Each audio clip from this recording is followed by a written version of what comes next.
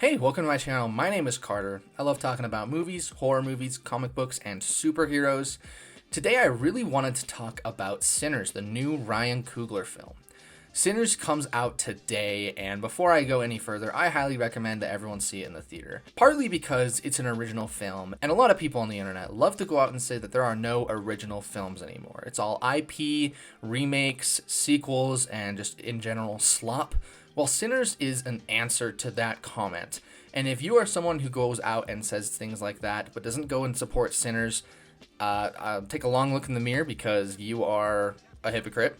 Just go see Sinners in theaters. It deserves it. It deserves your money. And it's up to just the audience as a whole to go and tell Warner Brothers, to go and tell Hollywood that we want more big budget, mid-budget original films made by really great and named directors like Ryan Coogler. Anyways, Sinners is the new Ryan Coogler film. He's directed previous films such as Fruitvale Station, the Black Panther films, and the Creed films, at least the first two.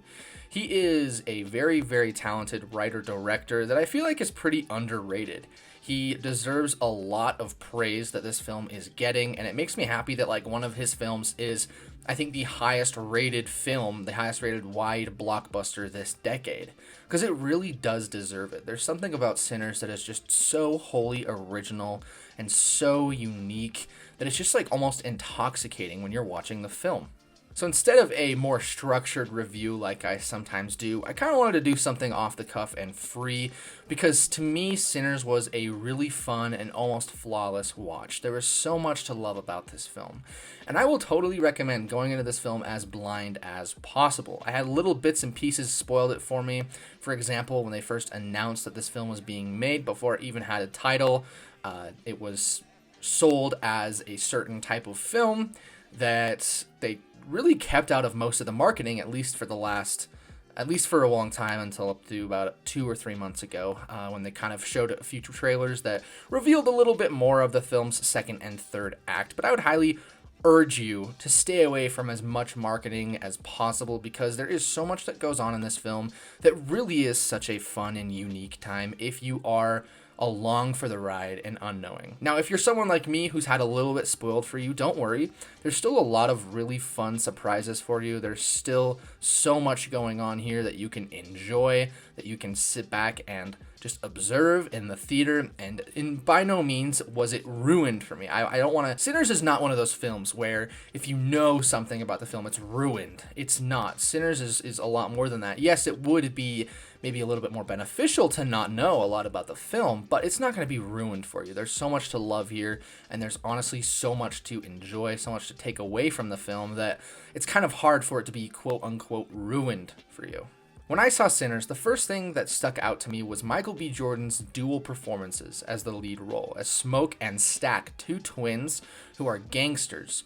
They have a very, very checkered and storied past. There's a lot going on with them there, and sometimes it can be a lot of information, but as the film progresses, it does a great job of like kind of refeeding you certain information through visuals or just interactions with other characters, because Smoke and Stack return to their hometown after a long time away, and they meet many, many characters, old friends, cousins, family, old flames, and all those people have different reactions to seeing Smoke and Stack again, and they all have different questions for when they were gone, and so it's very easy to kind of get caught back up on what's been happening the last X amount of years while they've been gone, because the film does such a good job of relaying and just kind of feeding you that information throughout. In fact, some of my favorite moments from Sinners come from just little reactions, little interactions between the twins and some of the side characters played by people like Wunmi Mosaku, who I hope I'm pronouncing that right, I do apologize, Hailee Steinfeld, just to name a few. There's a lot of really great actors and actresses in here,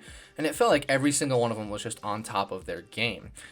It was really just such a treat and a joy to watch because you don't get movies like this much anymore. In the 80s, 90s, early 2000s, it's no secret that Hollywood was just like an original stomping ground, so to speak. There was always been IP and sequels and such, but a big complaint from a lot of people lately is that we're just getting IP, sequels, remakes, reboots, etc.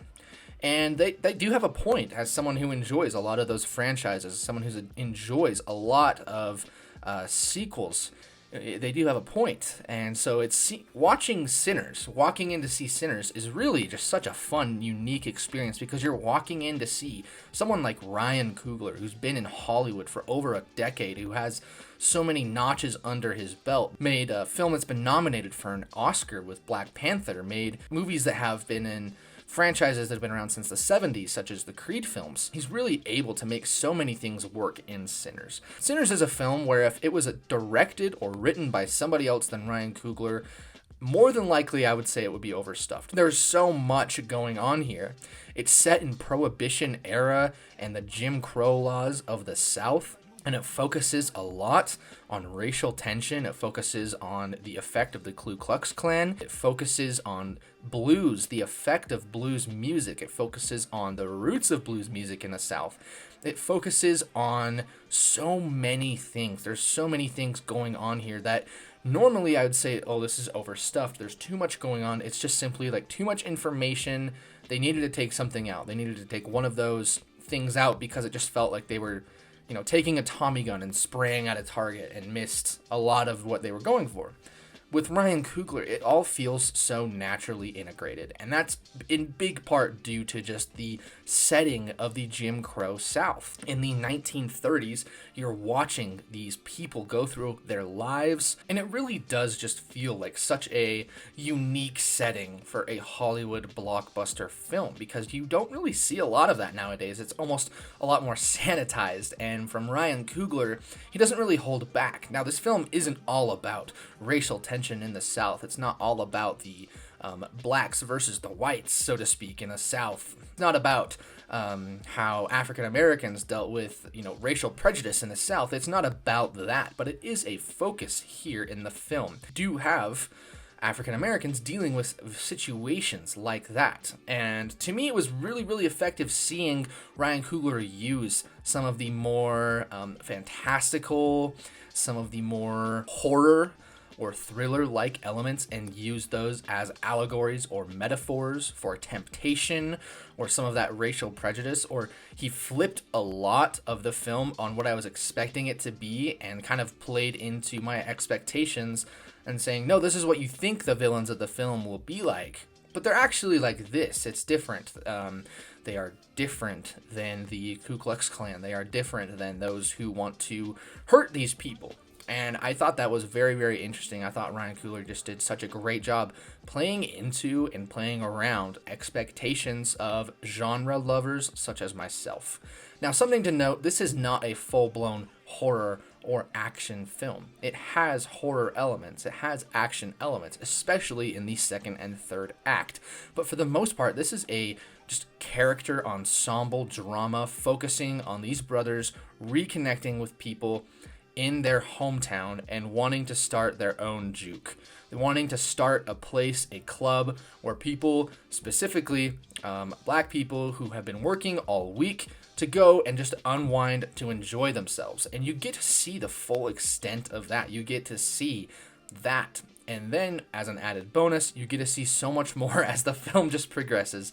Now, getting into some light spoilers, if you don't want to know anything about the film, I'd recommend either turning off the video now or just skipping ahead a couple minutes. But it's not going to ruin your experience, but it is something that I'd recommend not knowing going in beforehand. 3, 2, 1...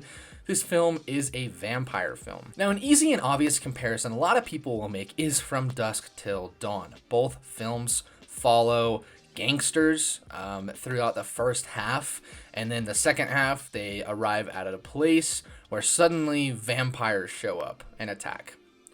But the two movies honestly couldn't be more different. Honestly, I do prefer Sinners in almost every single way. Might be recency bias, that might just be because I really do prefer Ryan Coogler over Robert Rodriguez as a director, but I just thought that Sinners was very, very fun to see. And even if it is, a lot like From Dusk Till Dawn, I think there's merit in both of those. And I don't think, I know it's ironic since I just compared the two. I don't think you have to compare the two. Sinners actually, I would argue, has more to say. It focuses so much on music and how music boosted, impacted, and honestly is ingrained in Black culture throughout all of America, throughout the world, and how much of that music influenced what we listen to and what we do today. There's a sequence that directly focuses on that I thought was just beautifully shot, beautifully written, and very, very impactful. Yes, the film is a vampire film. It has lots of good carnage candy for you as the film progresses. Has some fun little moments, not scares, I would say, but has some fun moments, has very, very tense sequences. The filmmaking on display here is genuinely top-notch. The cinematography was beautiful.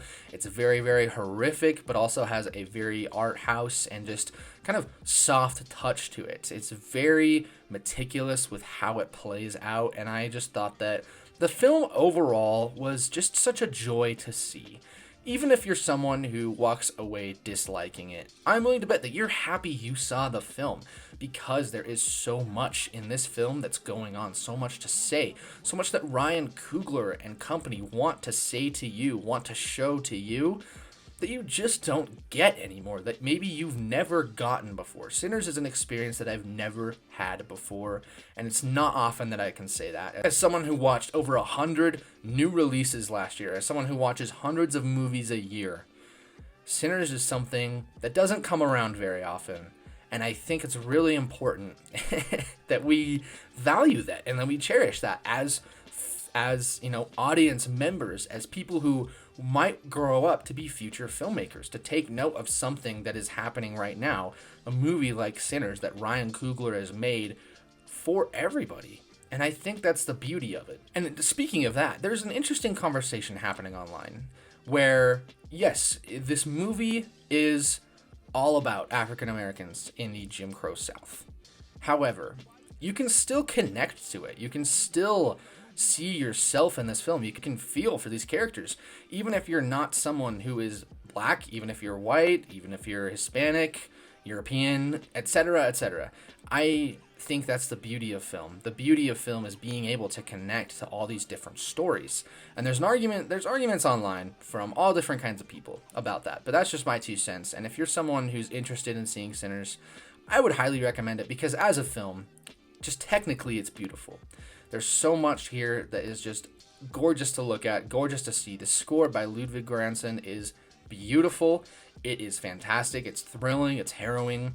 And that's all just for the score. And then those compliments go for the film as well. It's beautiful, harrowing, fantastic, thrilling. And I think that the majority of people walking away from it will love it. And this is a movie that I hope is very, very successful. If I had to say there was maybe 1 or 2 things that I wasn't overly thrilled about in the film, I'd say the pacing a little bit was just a tiny bit on the slower side, and that's not a bad thing. The film is not an action or horror movie, and I'd say that's on my own expectations, because I didn't know what it was going into it.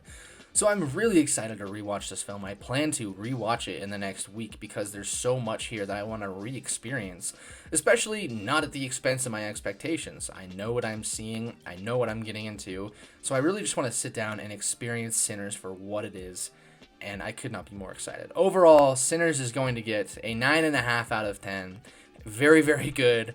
Pretty much peak. I could not recommend this movie more. And again, I will once again be on my knees begging and pleading everyone who watches this video to go and see Sinners, go and support Sinners at your local theater, because this is something that needs to be supported. What did you think about Sinners? Let me know down in the comment section below. I am also doing a video review of Daredevil Born Again Season 1 coming out soon. I have reviews of Invincible, and I also have reviews of other films that have released this year, including Together, which was a fantastic, fantastic original film I saw at Sundance, releasing in August. You can go see those videos and more if you click on my channel. Thank you so much, and have a great rest of your day.